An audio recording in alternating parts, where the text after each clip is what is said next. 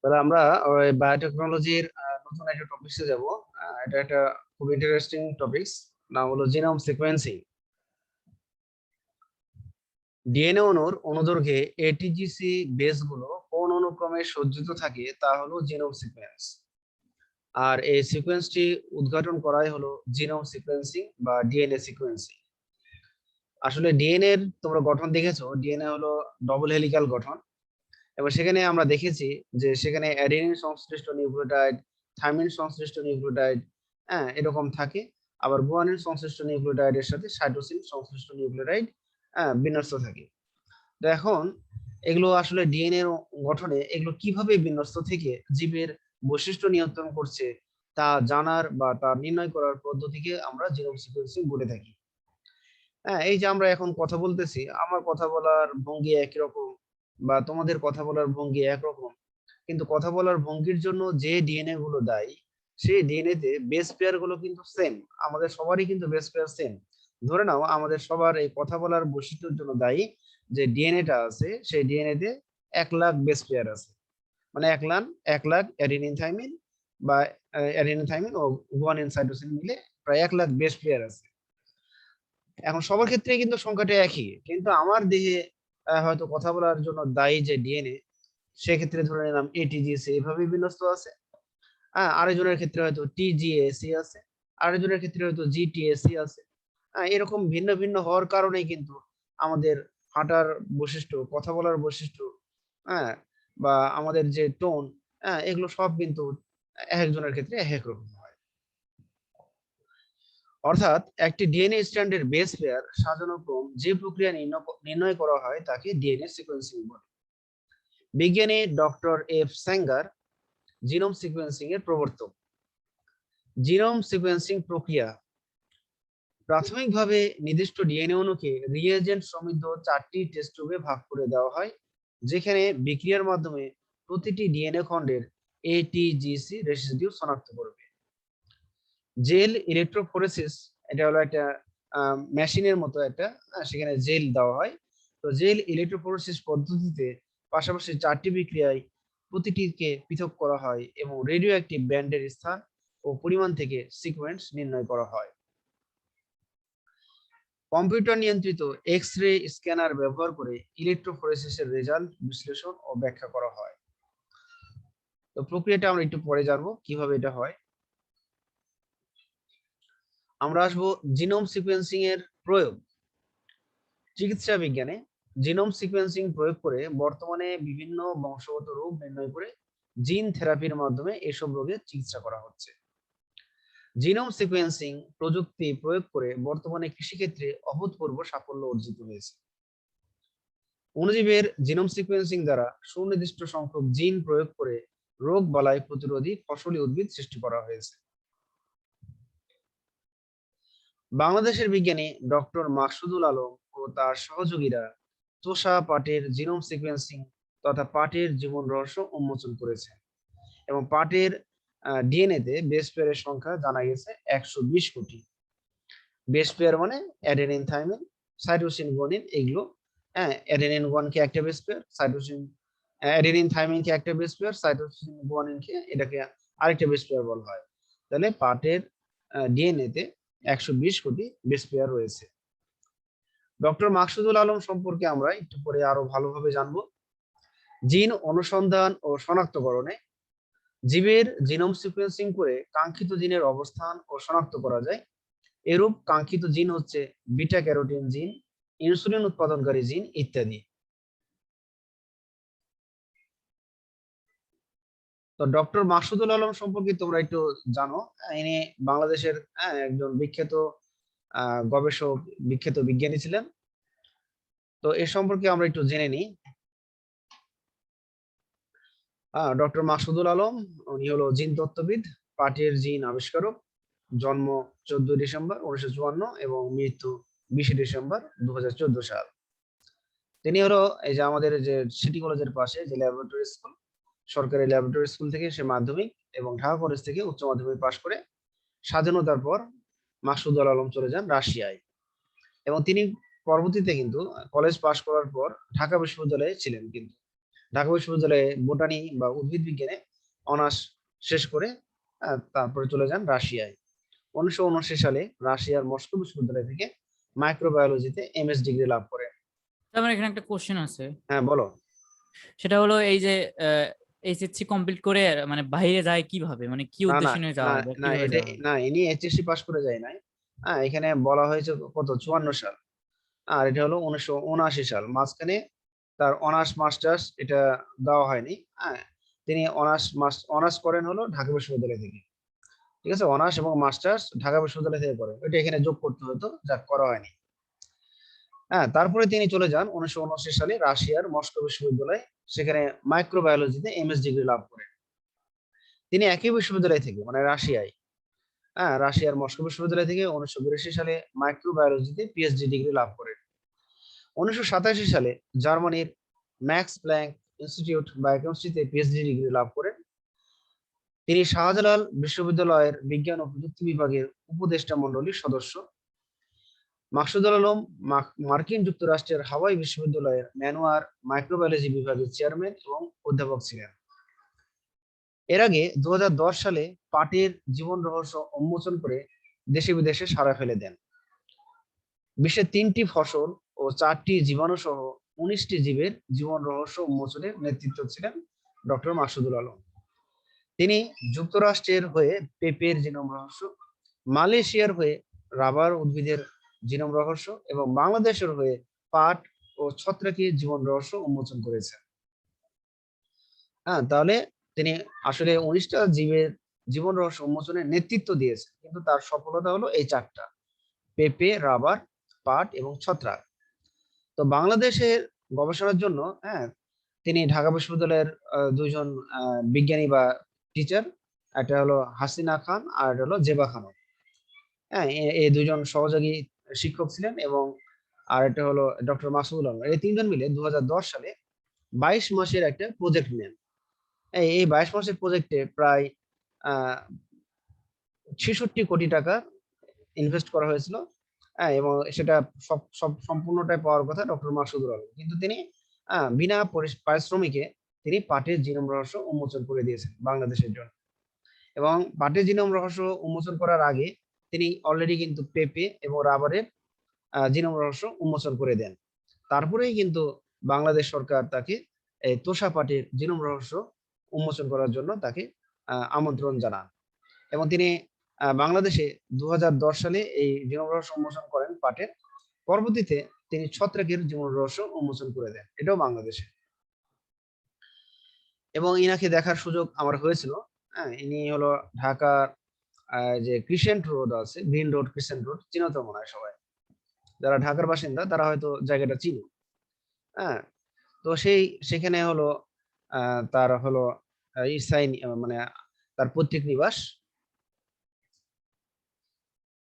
তো আমরা মাকসুদুল আলম সম্পর্কে জানলাম। আচ্ছা, এরপর আরো জিনোম সিকোয়েন্সিং এর প্রয়োগ হলো কি ফরেনসিক বিজ্ঞানে অপরাধী শনাক্তকরণে, কৃতিত্ব নির্ধারণে, স্বজন নির্ধারণে, শ্রেণীবিন্যাসের স্তর নির্ধারণে, শ্রেণীবিন্যাস প্রক্রিয়ায় বৈশিষ্ট্যর মিল নির্ধারণে, ক্যান্সার গবেষণা এবং তা নির্ণয়ে সবচেয়ে দ্রুত ও সফল ব্যবহার হচ্ছে genome sequencing. Somatic variation detection, tumour virus detection ইত্যাদি ক্যান্সার সংক্রান্ত গবেষণায় এই প্রযুক্তির প্রয়োগ করা হয়। আমরা ডিএনএ এর ফিঙ্গারপ্রিন্ট জিনিসটা কি সেটা এখন আমরা বুঝবো। তাহলে কোন জীবের ডিএনএ কে রেস্ট্রিকশন এনজাইম দিয়ে কর্তন করে জেল ইলেকট্রোফোরেসিসের মাধ্যমে যে ফটোগ্রাফিক বিন্যাস বা ছাপ পাওয়া যায় তাকে ডিএনএ ফিঙ্গারপ্রিন্ট বা ডিএনএ প্রোফাইল বলে। ডিএনএ ফিঙ্গারপ্রিন্ট প্রত্যেক ব্যক্তির সুনির্দিষ্ট ও স্বকীয়। প্রথমে কোনো জীব তথা মানুষের সম্পূর্ণ ডিএনএ সংগ্রহ করে রেস্ট্রিকশন এনজাইম দিয়ে কর্তন করা হয়।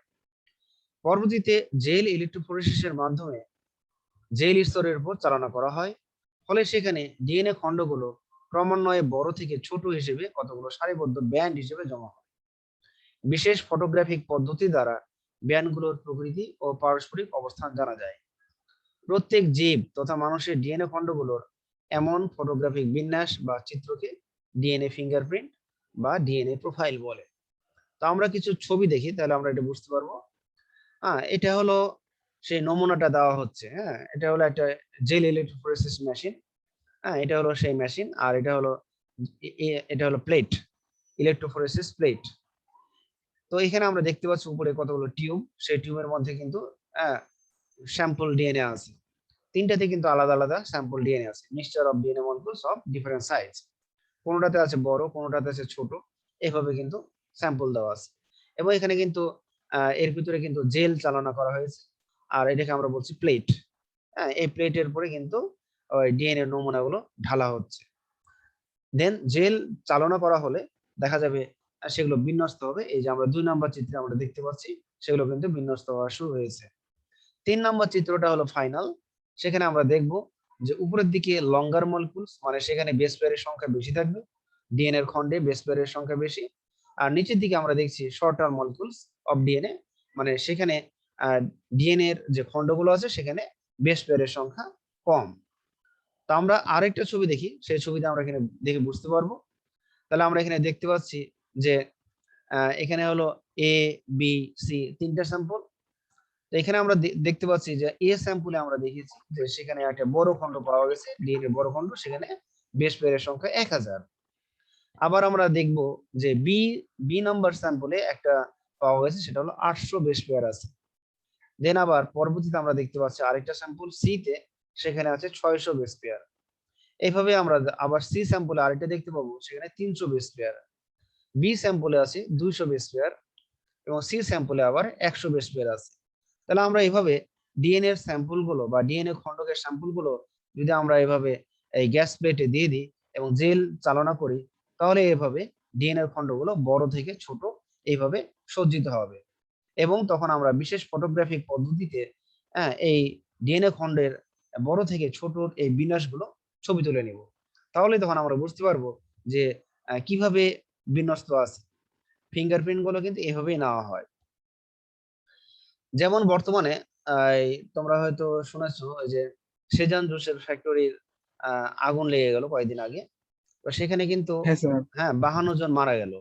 এখন এই 52 জন ব্যক্তির আহ, এখন সবাই তো আমি যে বলতে পারি যে আমার আত্মীয় স্বজন সেখানে মারা গেছে, বলতে পারি না? কিন্তু আমি বললে কি তারা কি আমাকে বলবে যে আমি তার আত্মীয়? বলবে না। তখন বলবে যে ঠিক আছে, আপনি আপনার ডিএনএ দিয়ে দিয়ে যান, আমরা ডিএনএ ফিঙ্গারপ্রিন্ট নিয়ে দেখি। এবং যে লাশগুলো আছে সেই লাশগুলো সবারই কিন্তু ডিএনএ ফিঙ্গারপ্রিন্ট নেওয়া হবে। এবং দেখা যাবে যে আমি দিয়ে গেছি, শোভন দিয়েছে, বা সৌম্য দিয়েছে, বা মোহনা দিয়েছে, সবাই কিন্তু দিয়ে আসছে, সবাই দাবি করছে যা হয়তো আমরা হলাম তার আত্মীয়। হ্যাঁ, আর প্রকৃত তার যে স্বজন, তারাও কিন্তু সেখানে যে সেই ডিএনএ নমুনা দিয়ে এসেছে, ডিএনএ ফিঙ্গারপ্রিন্টের। এখন যে নমুনা ব্যক্তি মানে যাদের লাশ আছে 52টা লাশ, সেই 52টা লাশের ডিএনএ এর সাথে এই আমরা যে কয়জন ডিএনএ এর ফিঙ্গারপ্রিন্টের নমুনা দিয়ে এসেছি, তাদের মধ্যে যার নমুনাটা সবচেয়ে বেশি মিল থাকবে, হ্যাঁ, তখন তারা ধরে নেবে এরাই হলো প্রকৃত স্বজন। যেমন এখানে দেখো, ধরে নাও ক্রাইম সিন। এখানে ক্রাইম মানে হলো একজন অপরাধী, সে অপরাধ করে চলে গেছে, তার ডিএনএ নমুনাটা এরকম ছিল। ঠিক আছে, তার ডিএনএ নমুনা এরকম ছিল। এখন আমরা আসবো সাসপেক্ট 1, সাসপেক্ট 2, সাসপেক্ট 3, মানে এটা হলো 3জন অপরাধীকে ধরা হয়েছে, এবং সেই 3জন অপরাধের মধ্যে তাদের কিন্তু ডিএনএ ফিঙ্গারপ্রিন্ট নেওয়া হয়েছে। এবং এই 3জন অপরাধীর মধ্যে প্রকৃত অপরাধী কয় নম্বর? 2 নম্বর। কারণ 2 নম্বরের যে ডিএনএ ফিঙ্গারপ্রিন্টের স্যাম্পল আর অপরাধীর যে ফিঙ্গারপ্রিন্টের স্যাম্পল সেম, একই, মিলে গেছে। হ্যাঁ, এরকম দেখা যাবে। তাহলে আমরা এইভাবে আমরা তাহলে কি করব, যে আমরা বুঝতে পারবো যে আমরা কিন্তু ডিএনএ স্যার আমার একটা কোশ্চেন আছে, বলো। সেটা হলো এই যে ডিএনএ সাপোজ আমরা পুড়ে গেল, একটা দেহ পুড়ে গেল, পুড়ে হ্যাঁ, যাওয়ার হ্যাঁ। কারণে কি ডিএনএ পরিবর্তন হওয়ার সম্ভাবনা আছে? না, না, সম্ভাবনা না। কেন নাই? কারণ হলো যে দেখা গেল যে ওটা হলো তোমার হলো একটা নির্দিষ্ট একটা ওয়েতে, মনে করো যে একটা ল্যাবের মধ্যে যখন আমরা করব যে তাকে একটা প্রসেসিং করে আমরা কি করি, যে ডিএনএ কে উত্তপ্ত করি, সেখানে কিন্তু ওই প্রসেসে ওটা যাবে না। এটা আগুনে পুড়ে গেছে, আগুনে পুড়ে গেল, তার ডিএনএ এর উপাদানগুলো কিন্তু ঠিক থাকবে। তার দেখা গেলো যে চুল খেয়ে দেখো, চুল যদি পুড়ে যায়, চুল কিন্তু পুড়ে ছাই হয় না। কখনো কি না। খেয়াল করেছো? পট পট পট করবে, কিন্তু ছাই হবে না। চুলের নমুনা দিয়ে আমি ডিএনএ বের করতে পারবো, ঠিক আছে। বুঝতে পারছি। আবার হাড় গুলো দেখবা যে যতই পুরাও হাড় কিন্তু ছাই হবে না। যখন এই যে হিন্দুদের যখন হাড় পুরানো হয়, তো লাশ পুরানো হয়, দেখবা যে হাড় গুলো এগুলো থাকবে, হাড় দাঁত এগুলো কিন্তু থেকে যাবে। সেগুলো থেকে তখন আমরা ডিএনএ স্যাম্পলটা নিয়ে নিব। বুঝতে পারছি। তাহলে এইভাবে আমরা অপরাধী বা একজন যদি পিতৃহারা মানে সন্তান জীববিজ্ঞানে থাকে। আসলে এই ডিএনএটা আসলে মানে সাপোজ কোন ক্রাইমের ক্ষেত্রে সব থেকে বেশি অবদান রাখে না, ডিএনএ, তাই না? ক্রাইমের ক্ষেত্রে অনেক কারণই আছে। আমরা তো বললাম যে পিতৃহারা কোনো সন্তান যদি হয়, হ্যাঁ, তাহলে সন্তানের আত্মীয় শনাক্তকরণে বা পিতা মাতা শনাক্তকরণে এটা গুরুত্বপূর্ণ ভূমিকা পালন করে। আচ্ছা। কিন্তু আপনার ডিএনএ আমার ডিএনএ মেলার কোনো সম্ভাবনা আছে? আপনি তো আহ, আমার বংশের কেউ না। না না, সম্ভব না। হ্যাঁ, দেখা গেলো যে মনে করো আমি আমার ডিএনএ এর একটা এরকম নমুনা নিয়েছি। আমার আমার ছেলে আমার ছেলের বা আমার যদি দুই ছেলে আছে, তাদের যদি আমি ডিএনএ ফিঙ্গারপ্রিন্ট নিয়েছি, হ্যাঁ, তোমারও নেওয়া হয়েছে বা তোমার বাবা আমার নেওয়া হয়েছে। এখন সবাই দাবি করতে পারে যে আমার ছেলেগুলো হয়তো, আমি হয়তো হারিয়ে গেছি বা হয়ে গেছি। হ্যাঁ, অনেকজন এসে দাবি করতে পারে যে এরকম কি বলে যে আমার ছেলের গুলোর প্রকৃত স্বজন হলো তারা বা পিতামাতা হলো তারা, তখন সবাই কিন্তু নমুনা দিবে। কিন্তু আমার নমুনা কিন্তু জমা দেওয়া আছে, আমার নমুনা কিন্তু আমি জমা দিয়েছি। কোথায় জমা দিয়েছি বলো তো? আমার নমুনা কিন্তু অলরেডি জমা দেওয়া আছে। হ্যাঁ। আমার আমার ডিএনএ ফিঙ্গারপ্রিন্টের নমুনা কিন্তু অলরেডি সরকারের কাছে জমা আছে। সরকারের কাছে কিভাবে জমা আছে? হ্যাঁ, এটা কখনো চিন্তা করেছো? আমি কিন্তু সরকারের কাছে কিভাবে আছে এটা সম্ভবত ওই যে জন্ম নিবন্ধন নেওয়া হয় সেখানে, না, জন্ম নিবন্ধন না হয় সেখানে না, এখন বা জন্ম আইডি কার্ডে। ID card, NID card. হ্যাঁ, হ্যাঁ। এনআইডি কার্ড যখন আমরা করেছি তখন কিন্তু আমি ডিএনএ ফিঙ্গারপ্রিন্ট দিয়েই কিন্তু আমি কার্ডটা করেছি। বা আমি যখন সিম স্যার, আমার বায়োমেট্রিক। আরেকটা কোশ্চেন আছে এখানে, হ্যাঁ, সেটা বলো। হলো সাপোজ জন্ম নিবন্ধন ধরেন, তারপর সার্টিফিকেট ধরেন, এগুলোতে ছবি কেন ইউজ করা হয় না? ছবি? হ্যাঁ। ছবি তো আছেই। হ্যাঁ, ছবি এখন হয়তো জন্ম নিবন্ধনের ছবি নাই, কিন্তু এনআইডি তে তো ছবি আছে।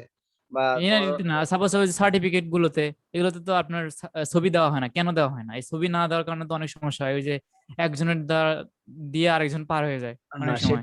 সেটা প্রসেস, সার্টিফিকেট হয়তো দেওয়া নাই, কিন্তু সার্টিফিকেট হওয়ার আগে, যে প্রবেশপত্র, তখন তো আমরা ছবি দিয়েছি। হ্যাঁ, আমি আমি আমার রিসার্চ সিস্টেমে আমি প্রবেশপত্রের ছবি দিয়েছি। প্রবেশপত্রের কিন্তু সময় যে ওটাও তো পরিবর্তন করা যায়, ওটাও পরিবর্তন করার না, ওয়ে ওটা আছে। ওটা ও না, ওটা এক সময় করা যেত। হ্যাঁ, এখন হয়তো আরো মডার্ন হয়েছে, আরো হয়তো নতুন নতুন টেকনোলজি আসছে। হ্যাঁ, ওটা করা যায়। আগে অনেক সময় করা যেত, একজনের আহ পরীক্ষা দিতে যাবে, সেখানে আরেকজন পরীক্ষা দিয়ে চলে আসছে, এরকম অনেক আমরা ঘটনা শুনেছি ছোটবেলায়। তো এখন আর প্রযুক্তি অনেক চেঞ্জ হয়েছে।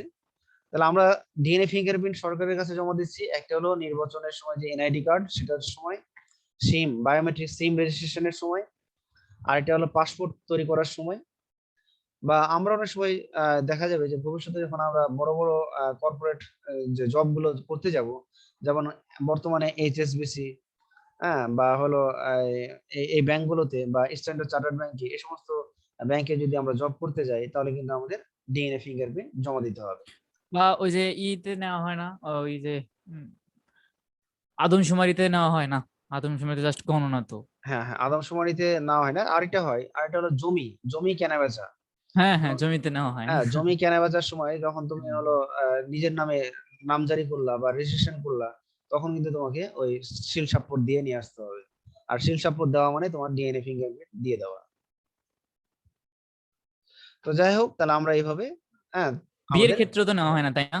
কিসের বিয়ের ক্ষেত্রে? যে কামিন, বিয়ের যে রেজিস্ট্রি করা হয়, সেখানে তো নেওয়া হয় না। না, ওখানেও নেওয়া হয়, মনে হয় ওখানেও নেওয়া হয়, বর্তমানে ওখানেও নেওয়া আমি তো হচ্ছে। জানি না। হ্যাঁ, ওখানেও নেওয়া আপনার সেই হচ্ছে। জন্য কোশ্চেন করলাম, হ্যাঁ কারণ হ্যাঁ আপনি লিখতে না পারে জানেন। না। হ্যাঁ হ্যাঁ, না, কেউ যদি লিখতে না না, লিখতেও পারলেও নিবে, না পারলেও নিবে। লিখতে পারলেও আল্লাহ। নিবে, না পারলেও নিবে, মানে লেখার জন্য তো তাকে সাইন দিতেই হবে। আর ওই স্বাক্ষর স্বাক্ষর দেওয়া মানে হলো সে ফিঙ্গারপ্রিন্ট দিয়ে দিল। তো এগুলো বিভিন্ন ওয়েতে সরকার আমাদের কাছে জমা দিচ্ছে। এটা আপনার অনেকটা আইসিটির মধ্যেও গেছে, এই যে ফিঙ্গারপ্রিন্ট, এটা আইসিটি হ্যাঁ তো হ্যাঁ হ্যাঁ, পড়ছি। আইসিটির মধ্যেও আছে। আচ্ছা, এখন আমি একটা জিনিস আসবো, যে আমরা যে রিকম্বিনেন্ট ডিএনএ টেকনোলজি পড়েছি, আর পলিমারেজ চেইন রিঅ্যাকশন, এটাও আমরা পড়েছি। এই দুইটার মধ্যে আসলে পার্থক্যগুলো কি কি? ক্লোনিং, তাহলে রিকম্বিনেন্ট ডিএনএ টেকনোলজির মধ্যে আমরা দেখেছিলাম যে নির্দিষ্ট জিন বা কাঙ্ক্ষিত জিন, সেটাকে আমরা বলছি আরডিএনএ বা রিকম্বিনেন্ট ডিএনএ খণ্ডকের ক্লোনিং এবং প্রকাশ ঘটানো হয়। তাহলে আমরা নির্দিষ্ট বা কাঙ্ক্ষিত জিনকে রিকম্বিনেন্ট ডিএনএ টেকনোলজির মাধ্যমে আহ, একাধিক ক্লোন তৈরি করতে পারি এবং সেটার প্রকাশ ঘটায়। পলিমারেজ চেইন রিঅ্যাকশন, এটা কি করা হয়? নির্দিষ্ট জিন বা ডিএনএ খণ্ডকের শুধুমাত্র ক্লোনিং ঘটানো হয় না, প্রকাশ ঘটানো হয় না, শুধু ক্লোনিং ক্লোনিং করা হয় কিন্তু প্রকাশ ঘটানো হয় না। সংগঠিত পদ্ধতি, এটি হলো ইন ভিভো পদ্ধতি, অর্থাৎ সজীব কোষের অভ্যন্তরে সংগঠিত। এটা জফলা হবে, সজীব কোষের অভ্যন্তরে হয়।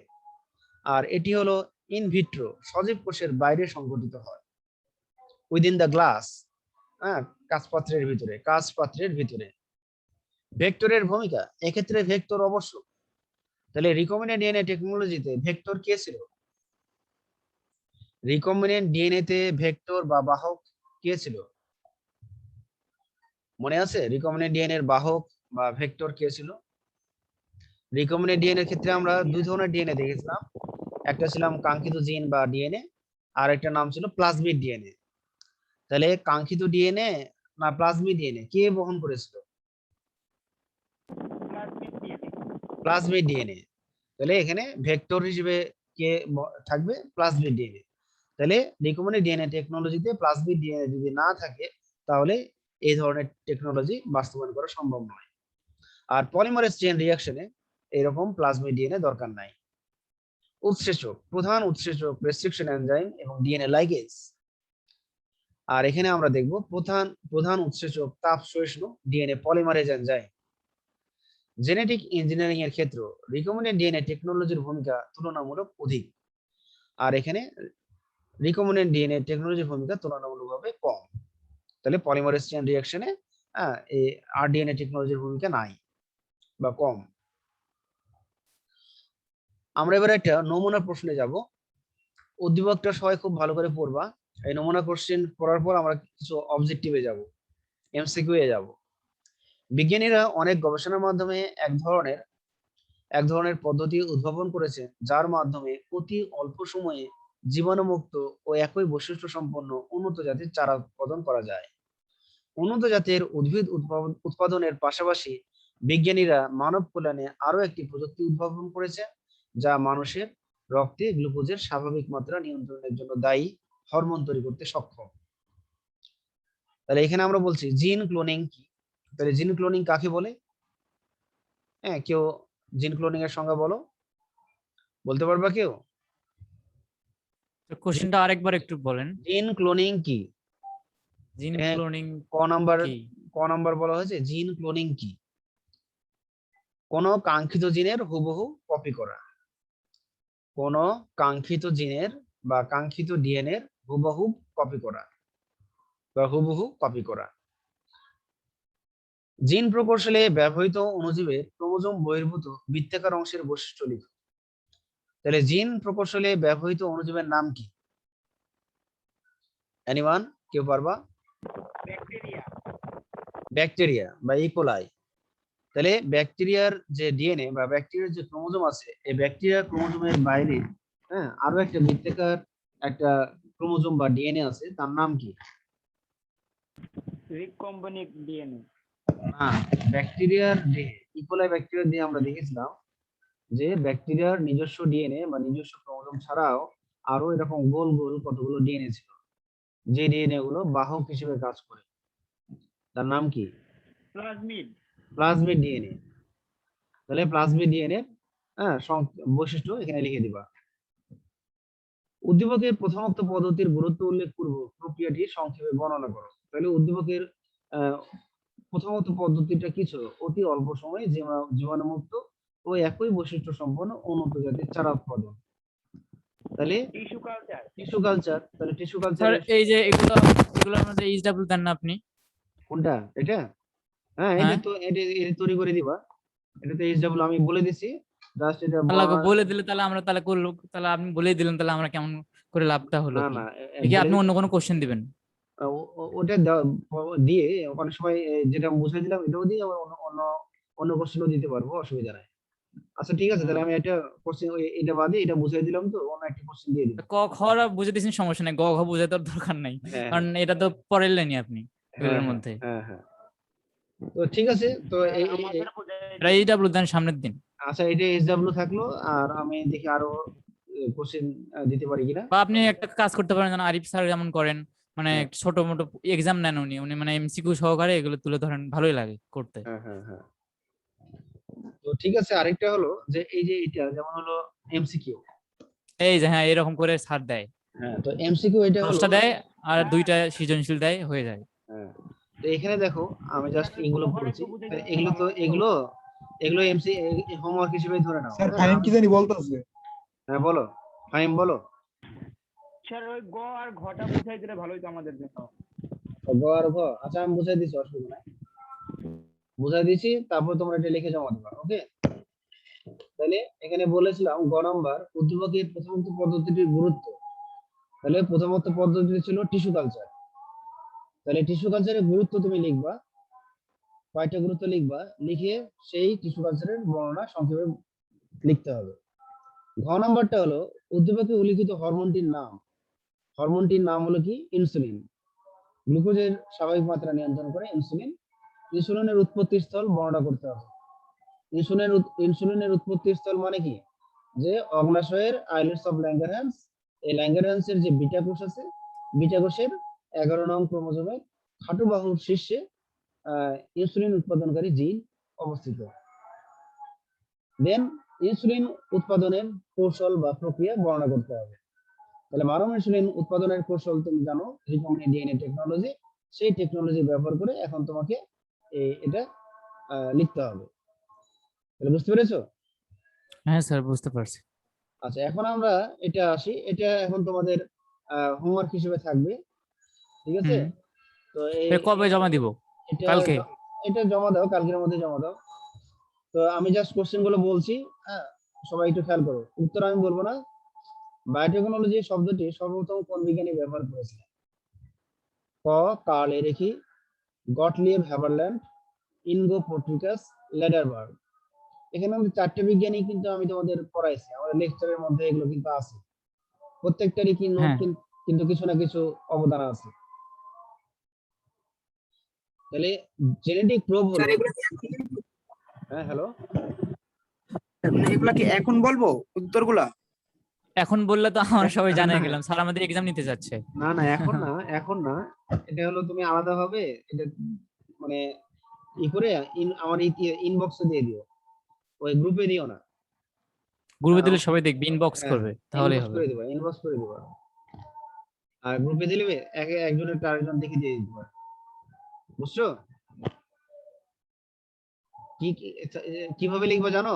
এখানে লিখবা যে স্যার আপনি একটা এক কাজ করতে পারেন, সেটা হলো কি, এই যে যেটা দেখাচ্ছেন আপনি, যেটা হুম, স্লাইডটা দেখাচ্ছেন, হুম, এইটা আর ওই যে মানে সৃজনশীলটা, ওই হুম, দুইটা মিলে একটা পেজ করেন, করে ওটা একটা পিডিএফ করে পাঠিয়ে দেন, শেষ, তাহলে আর ঝামেলা কম হলো। ওই যে আমাদের যে আচ্ছা, মেসেঞ্জার গ্রুপ আছে, না দেখে নিলাম, দেখে নিয়ে লিখলাম। ওই পিডিএফটা তো আগেই পাঠিয়ে দিয়েছি, জাস্ট আমি এমসিকিউ এর পিডিএফটা পাঠিয়ে দেবো, ওটা আগেই হ্যাঁ, পাঠানো আছে। হ্যাঁ গত দিনে যেটা পড়াইছি ওটাতেই পাঠিয়ে দিয়েছি। ও ওটা তাহলে তো ওটা ভালোই হয়েছে। হ্যাঁ হ্যাঁ, জাস্ট খালি যে আজকে এমসিকিউ এর পিডিএফটা পাঠিয়ে দিলে হবে। হ্যাঁ, সবাই তাহলে আমাকে ইনবক্স করে দিবা, কিভাবে উত্তরটা দিব আমি বলে দিচ্ছি। এক জাস্ট খালি এক এক নাম্বার নাম্বার দিয়ে, সাপোজ ধরুন ক হইলো, তো ক ক, দিয়ে দিলাম। না ক লিখে উত্তরটা কি, উত্তরটা, হ্যাঁ বা উত্তর তো লেখাই বা লাগবে। খ লিখে উত্তরটা কি লিখে দিবা। হ্যাঁ। হ্যাঁ, কারণ উত্তরটা লিখে দিলে আমার জন্য সুবিধা হয়, নয়তো ক এ কি ছিল খ এ কি ছিল সেটা আবার আমার বারবার দেখতে হবে। এখানে আরেকটা কোশ্চেন আছে, সাপোজ এই যেগুলো বহুপদী, সেটা আপনি কেমন করে লিখে দিব সেটা? না না, সেটা বহুপদী একটা দুটার জন্য অসুবিধা নেই। হ্যাঁ কিন্তু এই জন্য বাকিগুলো আরিফ স্যার জাস্ট ক খ লিখতে বলতো। হুম হুম, না তো আমি আমি বললাম যে একের ক হোক খ হোক উত্তরটা লিখে দিবা, আর বহুপদীর জন্য তুমি কয় লিখে দাও, ক্ষয় জাস্ট লিখে দাও, অ্যান্সার। অসুবিধা নেই। হ্যাঁ ক বা খ আচ্ছা ঠিক লিখে দাও, আছে। অসুবিধা নেই। আচ্ছা স্যার, থ্যাংক ইউ। হ্যাঁ, বহুপদী এখানে কয়টা আছে? খুব জোরে একটা বা দুইটা থাকবে। হ্যাঁ। তাহলে জেনেটিক প্রোব হলো রেডিও অ্যাক্টিভলি চিহ্নিত টার্গেট জিনের পরিপূরক জিনের এক স্ট্র্যান্ড বিশিষ্ট ডিএনএ মেটাল ডিটেক্টরের সাথে তুলনীয় এবং ট্রান্সফার আরএনএ, নিচের কোনটি সঠিক? এগুলো আরো বেশি ভালো হয় আপনি যদি এই যে অপশন গুলো না দেন, তাহলে আমাদের জন্য আরো বেশি ভালো হয়, তাহলে জ্ঞানটা বেশি খরচ হবে। হ্যাঁ, সেটা অবশ্যই ভালো বলেছো। আচ্ছা কারণ option মেডিকেলে দিয়ে যদি ভালো। না থাকে হ্যাঁ, এরকম। আচ্ছা, এখন তোমরা নবীন আছো, এখন অত অ্যাডভান্স লেভেল চিন্তা করো না, এখন তোমাকে শিখতে হবে। এই জন্য অপশন নিয়ে Sure. পড়াটাই ভালো।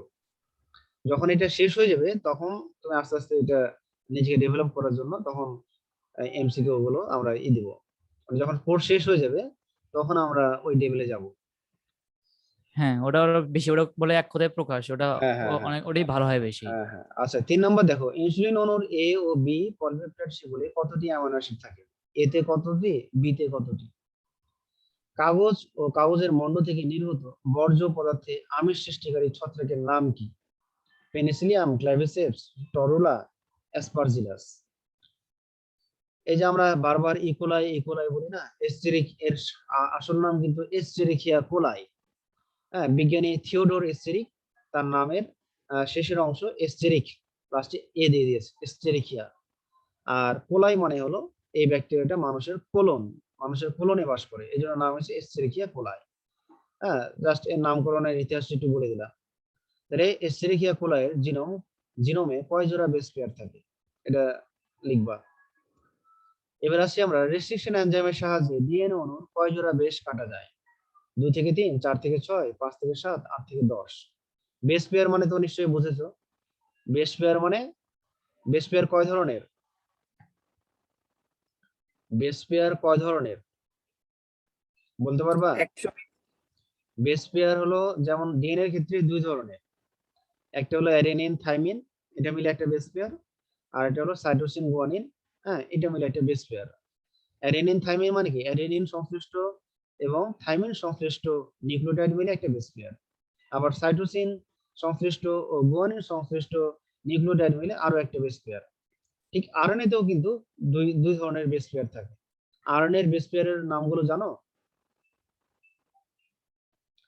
আরএনএ এর মধ্যে অ্যাডেনিন আর ইউরাসিল হবে, অ্যাডেনিন আর থাইমিন হবে না, কারণ আরএনএ এর ক্ষেত্রে থাইমিন সংশ্লিষ্ট নিউক্লিওটাইড থাকে না। সাইটোসিন গুয়ানিন আর অ্যাডেনিন ইউরাসিল। তাহলে ডিএনএ তেও 2 ধরনের বেস পেয়ার থাকে, আরএনএ তেও 2 ধরনের বেস পেয়ার থাকে। ট্রান্সজেনিক ভেড়া কত সালে জন্ম নেয়? এটা বলা হয়েছে। নিচের কোন গোত্রের উদ্ভিদে হ্যাপ্লয়েড লাইন প্রতিষ্ঠা করা সম্ভব হয়নি? পরাগরেণু কালচারের মাধ্যমে প্রাপ্ত উদ্ভিদ কি প্রকৃতির হয়? Haploid, diploid, triploid, tetraploid. হ্যাঁ, এগুলো এগুলো তো মানে বুঝো, এই যে ডিপ্লয়েড, ট্রিপ্লয়েড, টেট্রাপ্লয়েড। হ্যাপ্লয়েড মানে কি বলতো? হ্যাঁ, হ্যাপ্লয়েড মানে এ সেট অফ এক ক্রোমোজোম। হ্যাঁ, এক সেট অফ ক্রোমোজোম। হ্যাঁ, তাহলে এক সেট অফ ক্রোমোজোমকে বলা হবে haploid. 2 set haploid, chromosome, 2 set diploid, chromosome মানে diploid. 3 diploid. Set chromosome triploid. 4 set chromosome tetraploid. কারণ মানুষের ক্ষেত্রে কয় ধরনের প্লয়েড আছে? মানুষের ক্ষেত্রে কয় ধরনের প্লয়েড আছে? 2 ধরনের। মানুষের জনন কোষগুলো হ্যাপ্লয়েড, কারণ সেখানে এক সেট ক্রোমোজোম আছে। আর হ্যাপ্লয়েড কোষ মানে শুক্রাণু ডিম্বাণু, সেখানে 23টা করে ক্রোমোজোম থাকবে। আর হ্যাঁ, মানুষের যেটা হলো জাইগোট বা দেহকোষ, সেগুলোতে থাকবে 2 সেট ক্রোমোজোম বা ডিপ্লয়েড, সেখানে থাকবে 23 জোড়া বা 46টি ক্রোমোজোম। তাহলে মানুষের দেহে হ্যাপ্লয়েড এবং ডিপ্লয়েড, হ্যাঁ, মেনলি ডিপ্লয়েড থাকে, কিন্তু যখন আমরা জনন কোষ তৈরি করি তখন হ্যাপ্লয়েড হয়। পাটের জিনোম সিকোয়েন্সিং এ বেস পেয়ারের সংখ্যা কত কোটি? এটা আজকেই পড়ালাম, আজকে লেকচারে আছে। অণুজীবের সহায়তায় দুধের কারখানা হতে নির্গত, এটা মনে হয়, এটা সম্ভবত ইংলিশ ওয়ার্ড হবে, এটা মনে হয় সম্ভবত, এই যে, হ্যাঁ, ইংলিশ ওয়ার্ড এটা। তাহলে এখানে আমরা বললাম অণুজীবের সহায়তায় দুধের কারখানা হতে নির্গত হুই থেকে কি তৈরি করা হয়? হুই, হুই হলো দুধের যে কারখানাগুলো আছে, দুধ থেকে বিভিন্ন প্রোডাক্ট তৈরি করা হয়, সেই প্রোডাক্ট গুলো যখন তৈরি হয়ে যায় তখন এই কলকারখানা থেকে নির্গত যে বর্জ্য, সে বর্জ্যগুলোকে বলা হয় হুই। হ্যাঁ, দুগ্ধজাত যে বর্জ্য, সে বর্জ্যকে বলা হবে হুই। তাহলে হুই থেকে কি তৈরি করা হয়? এটা অ্যান্সার লিখবা। তাহলে 11টা কোশ্চেন আছে, তাহলে তোমরা সবাই যেভাবে বললাম এইভাবে তৈরি করে আমাকে ইনবক্সে দিয়ে দিও, ওকে? স্যার ওই যে সহকারে, সৃজনশীলতা সহকারে। হ্যাঁ, সৃজনশীলটা সহকারেই দাও। হ্যাঁ, কালকের ঠিক মধ্যে আছে। দাও তাহলে ভালো হয়। আমারটা একটু দেরি হতে পারে কারণ আমার ওই যে অ্যাসাইনমেন্ট করে দিতে হবে। নেক্সট ঠিক ক্লাসের আছে। আগে দিই। আচ্ছা ঠিক নেক্সট আছে। ক্লাসে দিব, আচ্ছা নেক্সট ওটাই ক্লাসের বেটার হবে, নেক্সট একদিন ক্লাসের সময় মধ্যে। নেব। আচ্ছা ঠিক আছে। হ্যাঁ, তাহলে আমি এটা পাঠিয়ে দিচ্ছি। তো সবাইকে তাহলে আর কারো কোনো প্রশ্ন থাকলে বলতে পারো। এই মুহূর্তে নাই, বাট আচ্ছা পড়লে করার পড়তে সময় বুঝতে পারবো। পড়তে থাকলে তখন প্রশ্ন উদয় হবে। হ্যাঁ, ওই রিকম্বিনেন্ট ডিএনএ প্রযুক্তি ওইটার চিত্র আছে না একটা, ওইটা বুঝি নাই, ওইটার একবার বুঝে দিলে ভালো হইতো। রিকম্বিনেন্ট ডিএনএ ওই যে ইনসুলিন উৎপাদনের প্রযুক্তি। হ্যাঁ ও আচ্ছা ঠিক আছে, ওটা আমি বুঝাই দিছি। তো তোমাদের আবার সবাইকে একটু জয়েন হতে হবে তাহলে। আচ্ছা ওকে। ও আচ্ছা।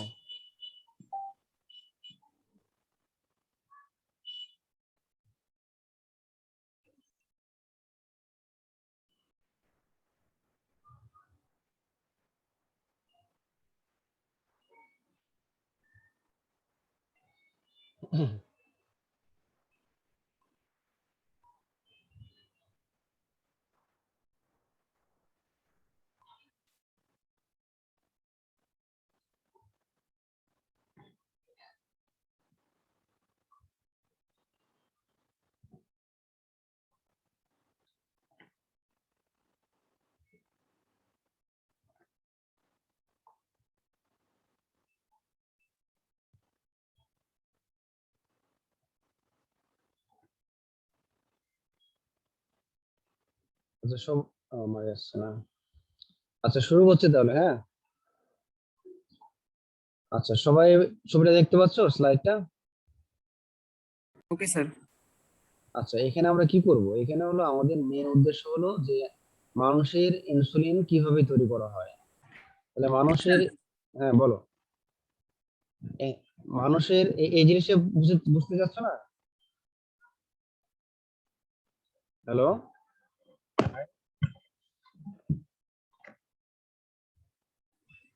Hello sir.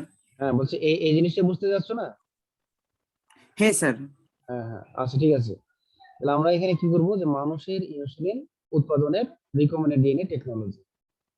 আমরা ডান দিকে একটা ছবি দেখতে পাচ্ছি, সেটা হলো মানুষের বিটা কোষ। এই বিটা কোষটা কোথায় থাকবে? মানুষের অগ্নাশয়ের আইলেটস অফ ল্যাঙ্গারহ্যান্স। সেই আইলেটস অফ ল্যাঙ্গারহ্যান্সে এই বিটা কোষটা থাকবে। তাহলে এখন এই বিটা কোষ থেকে আমাকে কি নিতে হবে? বিটা কোষ থেকে আমাকে নিতে হবে কাঙ্ক্ষিত জিন। কারণ এই কাঙ্ক্ষিত জিন বিটা কোষের কত নম্বর ক্রোমোজোমে ছিল? বিটা কোষের 11 নং ক্রোমোজোমের খাটো বাহু শীর্ষে, এই ইনসুলিন উৎপাদনকারী কাঙ্ক্ষিত জিন অবস্থিত। তাহলে আমাকে এখন এই বিটা কোষের ডিএনএ থেকে বা ডিএনএ গুচ্ছ থেকে আমাকে কাঙ্ক্ষিত জিনটা নিতে হবে। এটা নেওয়ার জন্য আমাকে কি করতে হবে? এটা নেওয়ার জন্য আরেকটা আমরা আমরা কিছু কথা বলেছিলাম।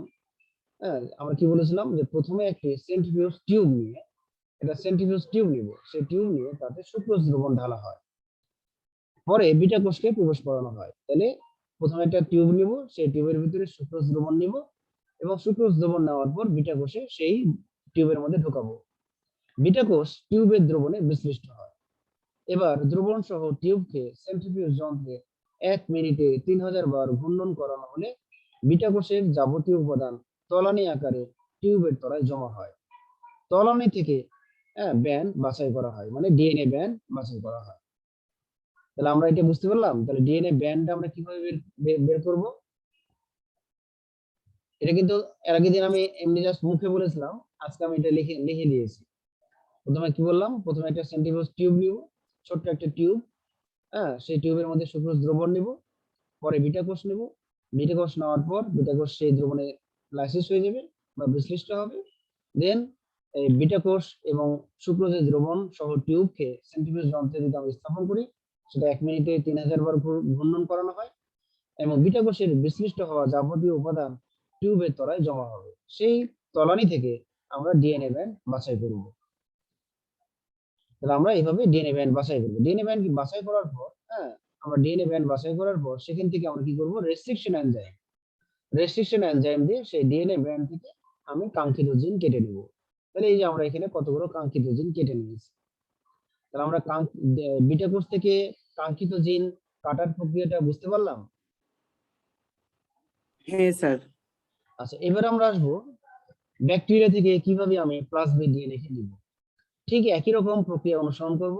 আমরা কি করব, আবার একটা সেন্ট্রিফিউজ টিউব নিব, সেই টিউবের ভিতরে এবার প্রবেশ করাবো হলো, কাকে প্রবেশ করাবো, সুক্রোজ দ্রবণকে। এবং সুক্রোজ দ্রবণ প্রবেশ করানোর পর ইকোলাই ব্যাকটেরিয়াকে সেই টিউবের মধ্যে প্রবেশ করাবো। ফলে ইকোলাই ব্যাকটেরিয়া কি হবে, ইকোলাই ব্যাকটেরিয়া সেই টিউবের দ্রবণে লাইসিস হয়ে যাবে, এবং এই লাইসিস হয়ে যাওয়া ইকোলাই এবং দ্রবণ সহ টিউবকে সেন্ট্রিফিউজ যন্ত্রে 1 মিনিটে যদি 3000 বার ঘূর্ণন করানো হয়, তাহলে দেখা যাবে যে টিউবের তলায় তলানি পড়বে। সেই তলানি থেকে আমরা এরকম প্লাজমিড ডিএনএ বেছে নেব। এবার প্লাজমিড ডিএনএ কে কি করব, যে প্লাজমিড ডিএনএ তে আমাদের কি প্লাজমিড ডিএনএ হলো বাহক, সে কাঙ্ক্ষিত জিনকে বহন করবে। প্লাজমিড ডিএনএ হলো বাহক, ঠিক আছে, কার বাহক, সে কাঙ্ক্ষিত জিনের বাহক। তাহলে আমাদের আগে তো আমরা কাঙ্ক্ষিত জিন কেটে ফেলেছি, আগে আমরা কাঙ্ক্ষিত জিনকে কেটে ফেলেছি, এখন সেই কাঙ্ক্ষিত জিনকে প্লাজমিড ডিএনএ তে স্থাপন করার জন্য এখন প্লাজমিড ডিএনএ দুই প্রান্তে আমরা রেস্ট্রিকশন এনজাইম দিয়ে কেটে ফেলবো। হ্যাঁ, আগে মাপ নিব যে আমরা কত কত পরিমাণে বা কতটুকু টুকরা কাঙ্ক্ষিত জিনের ছিল, সেটা মাপ নিয়ে আমরা প্লাজমিড ডিএনএ নির্দিষ্ট দুই অংশ কেটে নিব রেস্ট্রিকশন এনজাইমের সাহায্যে। এইভাবে আমরা প্লাজমিড ডিএনএ কেটে নিব। তাহলে আমরা প্লাজমিড ডিএনএ কিভাবে কাটলাম এটা বুঝতে পারছি?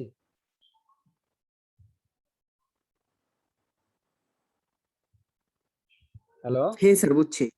হ্যাঁ স্যার, আচ্ছা, বুঝতে এবার পারছি। আমরা বলবো কি যে প্লাজমিড ডিএনএ যে দুই প্রান্ত কাটা আছে এবং কাঙ্ক্ষিত জিনেরও দুই প্রান্ত কাটা আছে, এই কাটা অংশগুলোকে আমরা কি বলবো, ভাঙ্গা অংশ বা গাঁথন প্রান্ত বা স্টিকি এন্ড বা আঠালো প্রান্ত, অনেক নাম, যে কোনো একটা নাম মনে রাখলেই আমাদের হবে। তাহলে প্লাজমিড ডিএনএ এর এই ভাঙ্গা অংশের সাথে কাঙ্ক্ষিত জিনের ভাঙ্গা অংশ গুলো স্থাপন করব। দেন আমরা ডিএনএ লাইগেজ এনজাইম দিয়ে দিব। ডিএনএ লাইগেজ এনজাইম দিলে দেখা যাবে প্লাজমিড ডিএনএ এর ভাঙা অংশ এবং কাঙ্ক্ষিত জিনের ভাঙা অংশ খাপে খাপ মিলে যাবে এবং জোড়া লেগে যাবে। আর জোড়া লেগে যাওয়ার পর যে ডিএনএ হবে সেই ডিএনএ কে আমরা বলবো রিকম্বিনেন্ট ডিএনএ।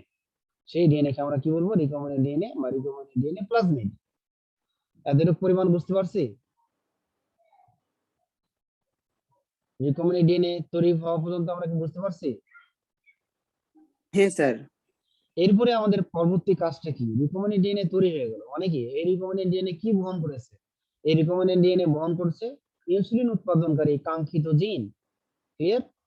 এই রিকম্বিনেন্ট ডিএনএ কি বহন করছে, ইনসুলিন উৎপাদনকারী কাঙ্ক্ষিত জিন। ওকে, হ্যাঁ স্যার। এখন এই রিকম্বিনেন্ট ডিএনএ কে আমরা কোথায় প্রবেশ করাবো, এই রিকম্বিনেন্ট ডিএনএ কে আমাদের প্রবেশ করাতে হবে ব্যাকটেরিয়ার দেহে। সে ব্যাকটেরিয়াও হবে ইকোলাই ব্যাকটেরিয়া, এরকম ইকোলাই ব্যাকটেরিয়া। এখন এই ইকোলাই ব্যাকটেরিয়ার দেহে আমাকে কি প্রবেশ করাতে হবে, যে রিকম্বিনেন্ট ডিএনএ আমরা তৈরি করেছি সেই রিকম্বিনেন্ট ডিএনএ কে প্রবেশ করাতে হবে। এই প্রবেশ করার জন্য কতগুলো পদ্ধতি আছে, এগুলোকে বলা হয় হিট শক মেথড বা ইলেকট্রিক পালস মেথড। তো হিট শক মেথড বা ইলেকট্রিক পালস মেথড জিনিসটা কি সেটা আমরা একটু জেনে নিই। তাহলে আমরা বলতেছি যে ব্যাকটেরিয়া রিকম্বিনেন্ট ডিএনএ বহন করবে, মানে আমরা পোষক ব্যাকটেরিয়া মানে ইকোলাই ব্যাকটেরিয়া, যে ব্যাকটেরিয়া রিকম্বিনেন্ট ডিএনএ বহন করবে তাকে ভেক্টর বলা হয়। হ্যাঁ, তাকেও ভেক্টর বলা হয় কারণ সে রিকম্বিনেন্ট ডিএনএ কে বহন করবে। বাহককে অবশ্যই নিজস্ব প্লাজমিড মুক্ত হতে হবে, কারণ আমরা জানি আমরা একটু আগে দেখেছিলাম যে ইকোলাইয়ের দেহে আমরা এখানে উপরের দিকে যদি তাকাই, এটা হলো একটা ইকোলাইয়ের দেহে নরমালি কি থাকে, তার নিজস্ব ডিএনএ আছে প্লাস প্লাজমিড ডিএনএ আছে।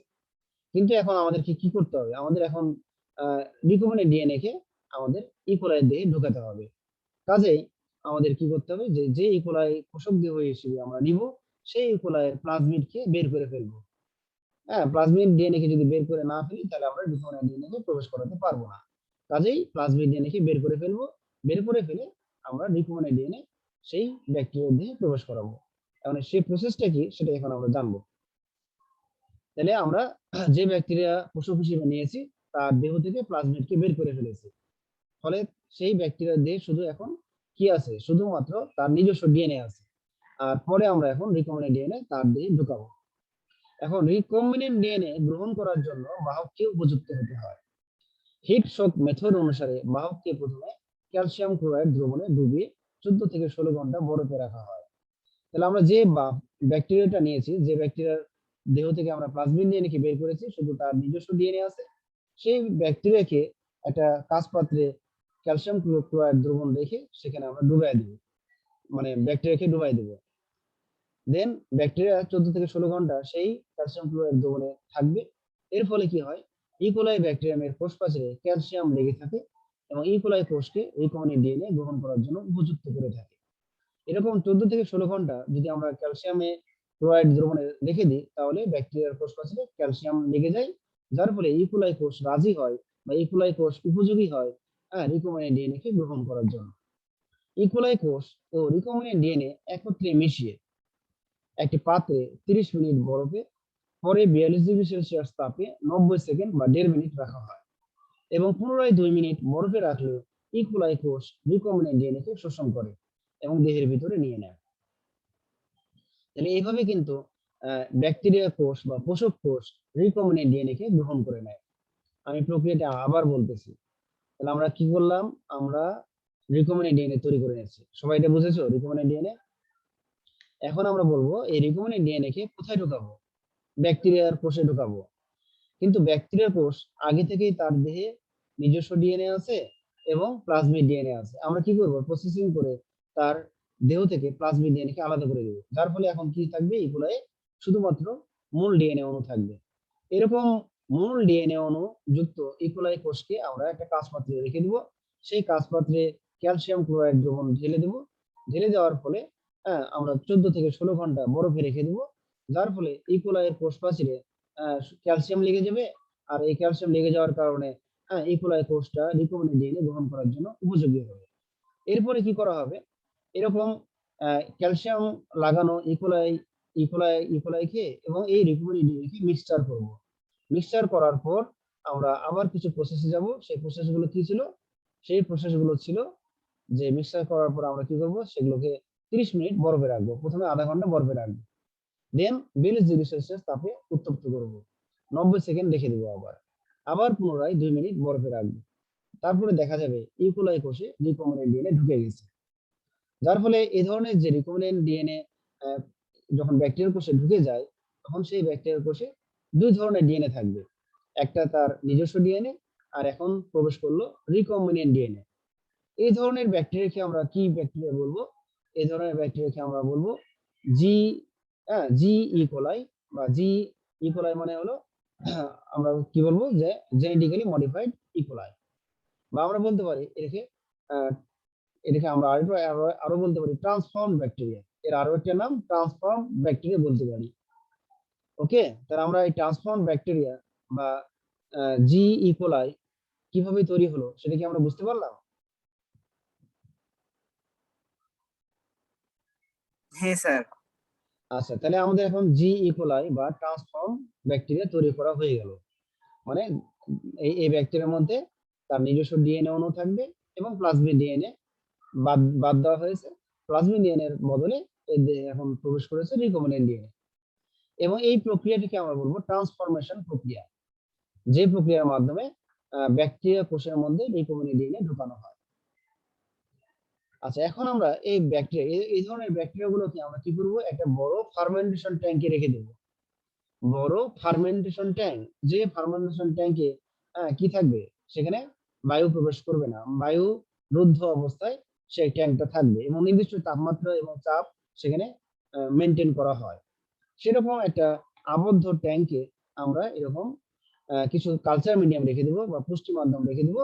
আর এই ধরনের ট্রান্সফর্ম ব্যাকটেরিয়া বা জিই ব্যাকটেরিয়া আমরা রেখে দেবো।